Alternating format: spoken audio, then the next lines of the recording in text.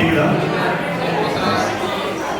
தமிழ் தமிழ் நம்ம எல்லாரும் ரொம்ப விரும்பி படிக்கிறோம். அந்த தமிழ் இலக்கியம் படிக்கிறோம், கவிதைகள் படிக்கிறோம், கட்டுரைகள் படிக்கிறோம். அதனால மறுநாள் சொல்லாம நம்ம முந்தைய கால அரசியல் பற்றி படிக்கிறோம், அரசியல் படிக்கிறோம், நம்ம வீர அரசியல் படிக்கிறோம், வீர மொழிகளை பற்றி நிறைய படிக்கிறோம். அதுல ஒரு சில புலவர்களை பற்றி கவிஞர்களை பற்றியும் நம்ம இரண்டாம் வகுப்பு மாணவ மாணவிகள் வந்து பேச போறாங்க. பாப்பா அவங்க என்ன பேசுறாங்க அப்படின்னு முதலாவதாக வாருங்கள். வணக்கம். நீங்கள் யாருக்கு தெரிந்து கொள்ளலாமா?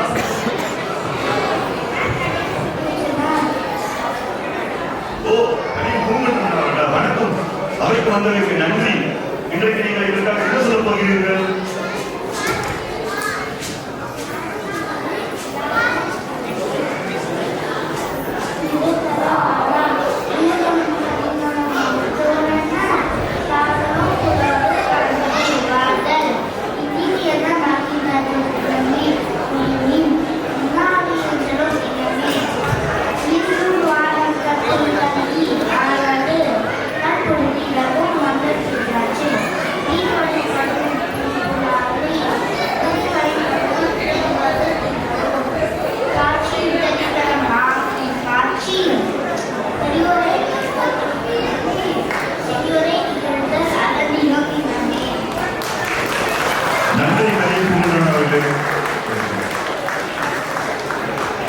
உங்களுடைய வரிகள் மிகவும் முற்போக்கு சிந்தனையும் சகோதரத்தையும் எடுத்துக்கிறீர்கள். இந்த வரிகள் நம்ம எல்லாரும் ரொம்ப பரிசப்பட்ட வரிகள் தான். இதில் முக்கியமாக சொல்லப்போனா இந்த வரிகள் நம்ம கூட்டி கவனிச்சா இந்த வரிகள் வந்து எல்லாம் நம்ம ஊரு எல்லாருமே எல்லா ஊழியர்களும் இருக்கவங்க நம்ம சகோதரர்கள் உறவினர்கள் அப்படின்னு சொல்லுது. அந்த சகோதரத்தையும் தோழமையும் கொண்டாடினா நம்ம எல்லாரும் சந்தோஷமாகவும் எந்த பகைமையும் இல்லாமல் வாழ்றதுக்கு நம்ம கடியம் பூங்குறனா அவர்கள் சொன்ன வரிகள் ரொம்ப நம்மளுக்கு உதவியாக இருக்கும். அடுத்ததாக வாருங்கள். நீங்கள் யாருக்கு தெரிந்துகொள்ளலாமா?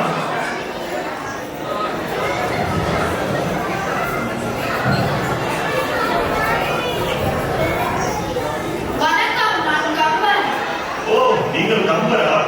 உங்கள் வீட்டு கட்டுக்கறி கூட கவிப்பாடுமே.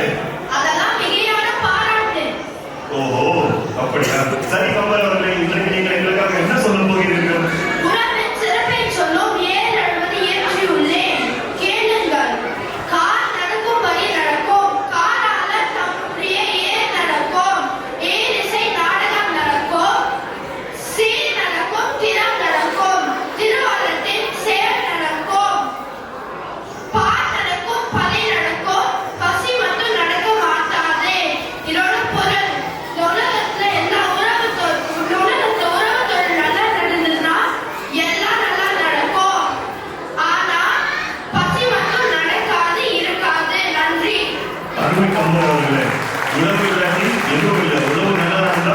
எல்லா நடக்கும் சொல்லுவீங்க. அருமை, நன்றி கம்பர் அவர்களே.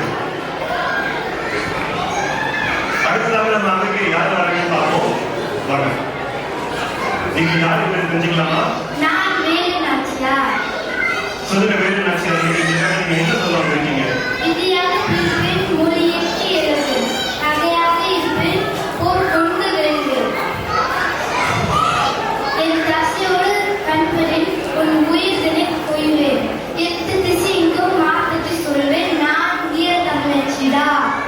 என்ன ஒரு வீரம்! நன்றி வீர தமிழச்சிகளே. அடுத்ததாக பார்ப்போம். நம்ம அவைக்கு வந்து யார் வராங்க அப்படின்னு பார்ப்போம். பாருங்கள். நீங்கள் யாருக்கு தெரிந்து கொள்ளலாமா? ஓ, பாரதிதாசன் அவர்களா? வாருங்கள். நீங்கள் பாரதிக்கு தாசன் நினைப்பா உங்க இடத்துல எனக்கு தாசனா இருக்கும்னு நினைக்கிறேன். நீங்க எங்களுக்காக என்ன சொல்ல போறீங்க பாரதிதாசன் அவர்களே?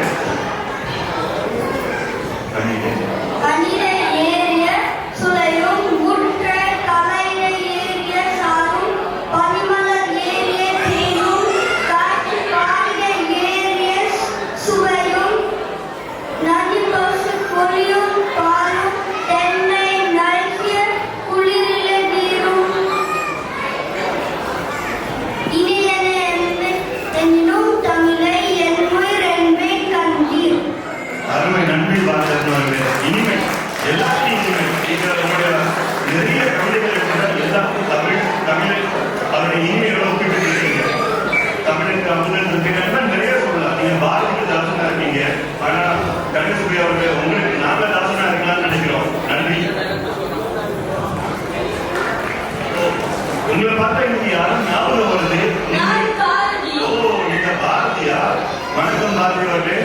நீங்க இதுக்காக என்ன சொல்ல போறீங்க?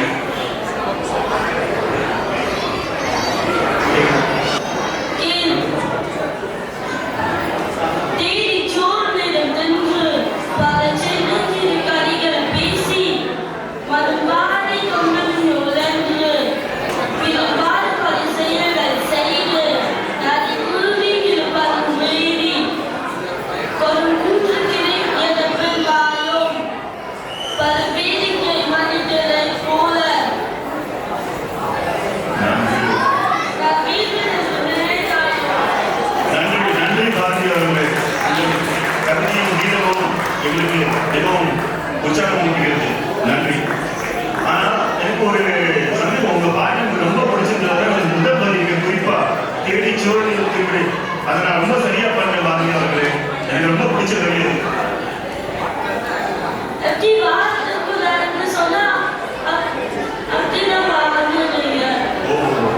மன்னிக்கணும் பாரதி அவர்களே.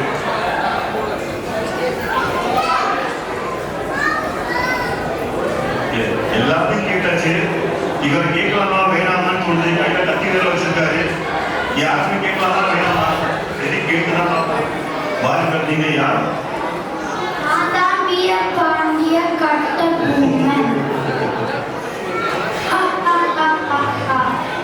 கிஸ்தி திரை வரி வட்டி வானம் பொழிகிறது, பூமி விளைகிறது, உனக்கே கொடுப்பது கிஸ்தி. எங்களுடன் வயலுக்கு வந்தாயா, ஏற்றம் நிறைந்தாயா, நீர் பாய்ச்சி நடுவயலைய கண்டாயா, நாட்டு நட்டாயா, களை பறித்தாயா, கல்விவாழ் உலகத்து கஞ்சி களையம் சுமந்தாயா, அங்கு கொஞ்சி விளையாடும் எங்கூர பெண்களுக்கு மஞ்சள் அரைத்து பணி புரிந்தாயா, அல்லது நீ மாமனா மச்சானா மானம் கெட்டவனே. எதற்கு கேட்கிறாய் திரை, யாரை கேட்கிறாய் வரி, போரடித்து நிற்குவிக்கும் மேலநாட்டுலக கூட்டம் பரங்கியரின் உடலையும் போரடித்து தலைகளை நெற்கதிர்களாய் குடித்து விடும், ஜாக்கிரதை.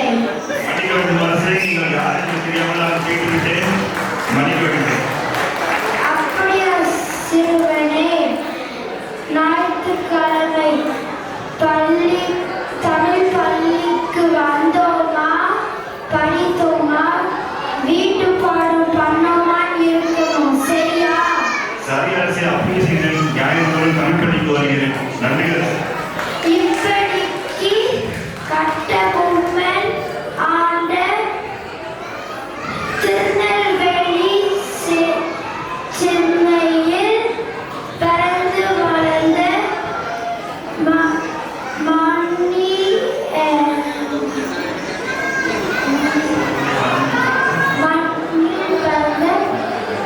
கட்டபொம்மன் உங்கள் கட்டபொம்மனாய் முகில் பாரதியார் ஆதவன், பாரதிதாசனாக கார்த்திகன் அவர்கள், கணியன் பூங்கன்றன் அவர்களாக இளமாறன் அவர்கள், ஈரமங்கை வேலுநாச்சியார் அவர்களாக தங்கமணி அவர்கள். இவருக்கு ஒரு படத்துக்கு அனுமதி கொடுக்கலாம்.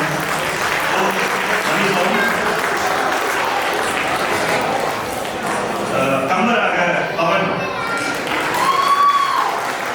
நன்றி.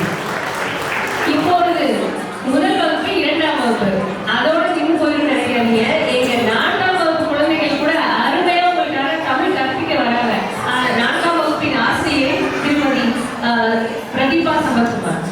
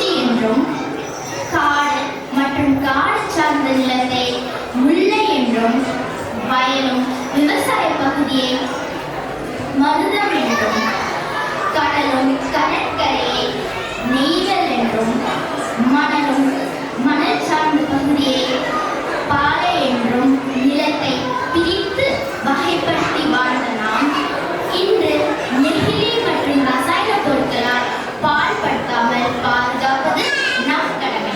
நன்றி.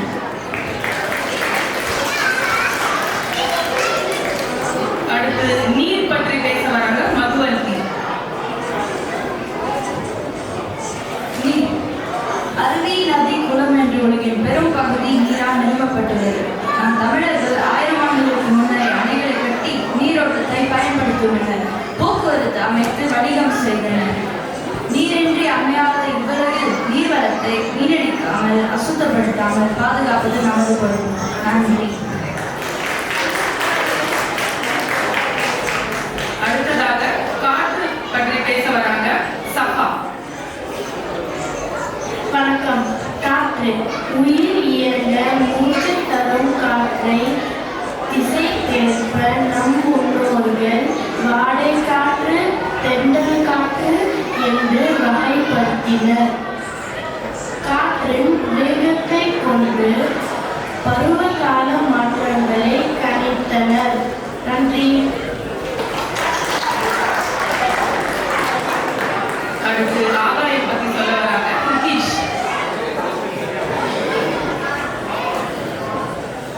இந்த பூமிக்கு மழை, வெளிச்சம், வெயில் என எல்லா கொடைகளையும் தந்து கொண்டிருக்கும் ஆகாயத்தின் தோற்றம் பற்றி அண்மை துணைகள் அண்டமெல்லாம் அணுவாக, அணுவெல்லாம் அண்டம் போன்ற கருத்துக்களை நம் தொழில் அறிஞர்கள் அறிந்திருக்கிறார்கள். இந்த ஆகாயத்தை அண்ணாந்து பார்ப்பதோடு நின்றுவிடாமல் அதன் சமநிலையை தொடர்ந்த இயற்கையோடு இயன்றவரை இசைந்து வாழ்வதே மனித குலத்துக்கு நலம்.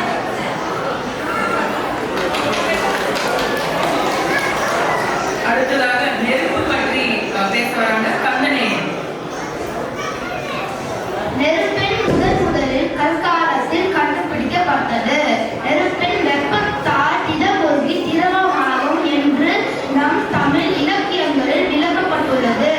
சூரிய ஒளியை சரிவர பயன்படுத்த சொல்லப்பட்டது. உயிர்கள் வாழ்வதற்கு சரியான தட்பவெப்பம் மிக அவசியம். புவி அதிகமாக வெப்பமாவதை கட்டுப்படுத்த வேண்டும். இயற்கைக்கு மாறான வாழ்க்கை மனித குலத்திற்கு கேடு விளைவிக்கும். இயந்திரமயமான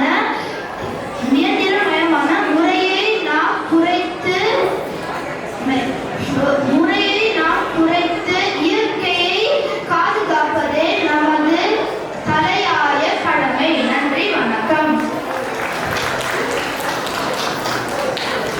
அருமையாக பேசிய மாணவர்கள் அத்தனை பேருக்கும்